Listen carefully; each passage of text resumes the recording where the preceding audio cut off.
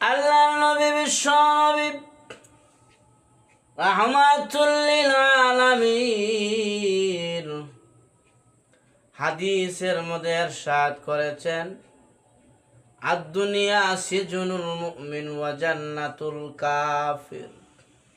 দুনিয়ার উম্মতেরা রে,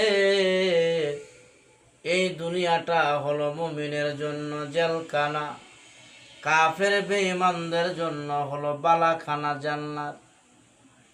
এ মুমিন, দুনিয়াতে কষ্ট করবা জেলখানার মধ্যে তাকিয়া, মরার পরে এমন জান্নাত আল্লাহ তোমার দিবে।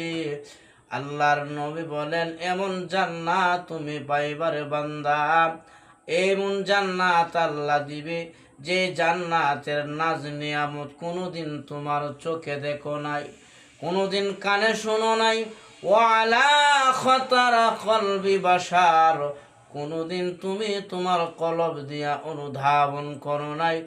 এমন জান্নাত আল্লাহ তোমাকে দান করবে।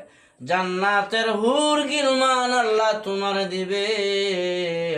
আরে বান্দা, জান্নাতের একটা হুরের যদি উড়নার একটা মাথা দুনিয়াতে ছেড়ে দেওয়া হয়তো, তাহলে জান্নাতি হুরের উড়নার সৌন্দর্যের কারণে আসমানের সূর্যের আলো বন্ধ হয়ে যাইত।